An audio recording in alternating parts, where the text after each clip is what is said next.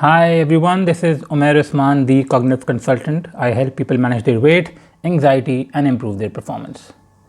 Today, once again, we're going to talk about psychological first aid. I'm going to talk about the basics of psychological first aid, what it is for, and what do you exactly do.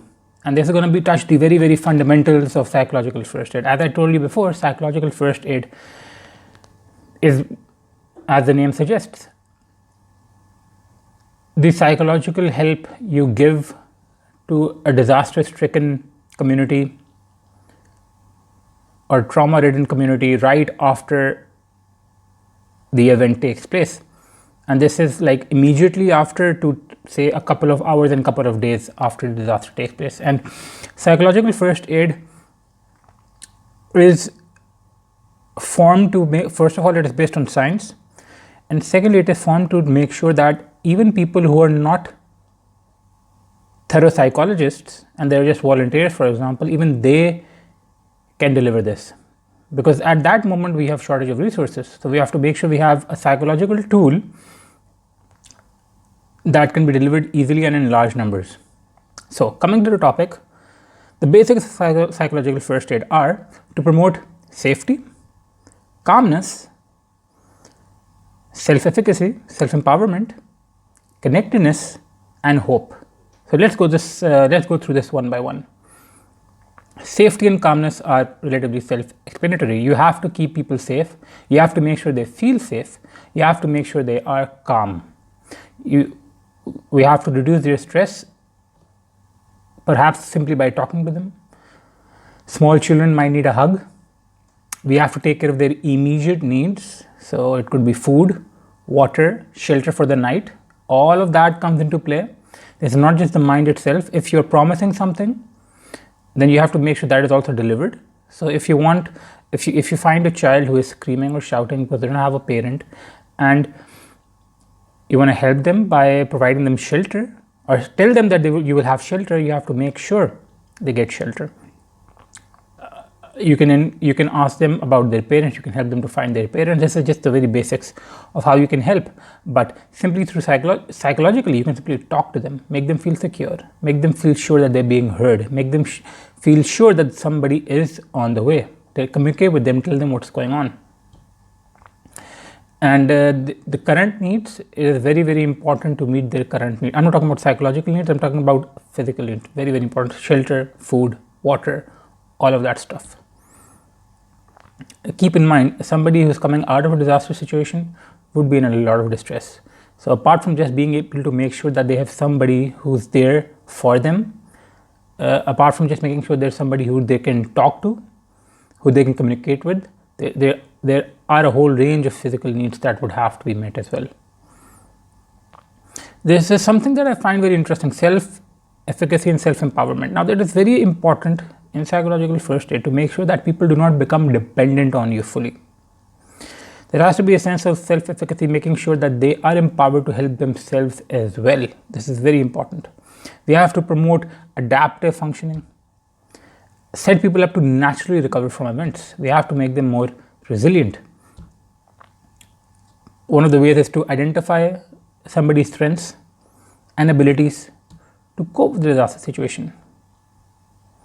Connecting to this point, there is the idea of connectedness, because if you want to build resilience in a community, you have to make sure that the community is strong as well, and they can help each other, and then they can help themselves as well.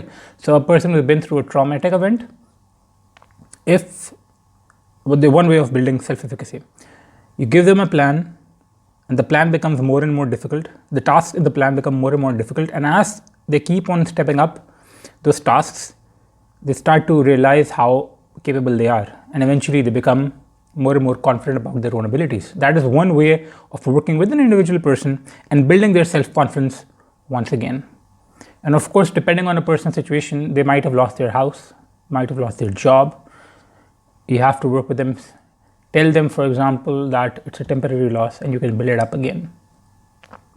But taking small steps, the very behavioral psychology method of taking small steps, slowly becoming more difficult, is a great technique to use on a person going through a disaster. So you give them a plan which becomes progressively more difficult, and progressively their confidence also becomes higher. This can work on an individual, this can also work on a community. But of course, we'll generally be talking about an individual, not the whole community, but the individual himself, herself, and their own strengths and their ability to be resilient, the ability to be self-dependent on themselves should be promoted, would be promoted. And the connectedness, yeah. So this also, I believe, blends into connectedness slightly. It is important to establish human connection on a personal level. So you're over there and you develop a personal connection with whoever has been through a disaster. This is very important, not only to promote safety and a sense of calm, but also to establish communication, and also to make sure that they become self-empowered. You have to facilitate social support. If there's a tribe, you help the tribe be together. If there's a family, you help the family be together. If there is no family, if a lot of children have lost their lives, perhaps those children can be together. But you have to promote social support among the people, of course with them, but also among them. And that's also one of the ways we can promote self-efficacy of the whole community. And of course, once you have to develop hope. You have to be able to develop hope in the people.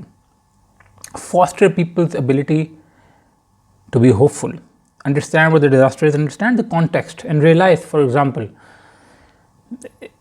if it was a flood that destroyed a village, give them hope that now the village can be better. Now you can build it up again. Next few years are going to be amazing. Give them hope in the sense that, look, you're still all together, still alive, you can build your lives once again, and so on. But it is important to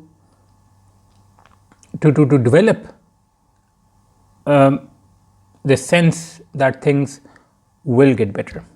It is important to develop this to support this feeling that things are going to be better in the future, or they can do something about the future.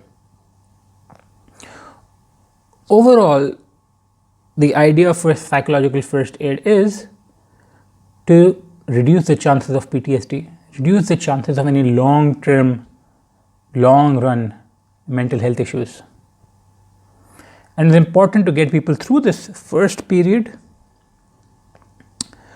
of high intensity, high uncertainty. And psychological first aid can truly help with that, getting through that first few hours, first few days of difficulty.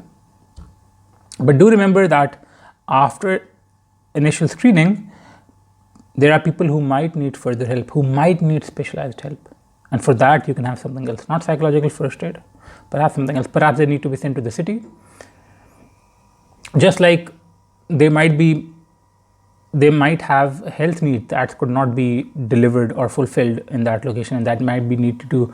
You might need ambulances to move them to the hospitals. Mental health is the same way. There might be issues that cannot be dealt with right over there and then, and they might need long-term or specialized help for the future. And that also has to be looked at, and that might be a part of psychological first aid as well, where you understand, okay, this person, they need more help, and you will make sure that they end up in the right hands. So that was a very brief note on the basics of psychological first aid. I hope you liked it. And if you did, do like this video, do comment below, and do subscribe. This was Umair Usman, the Cognitive Consultant, and I will see you next time.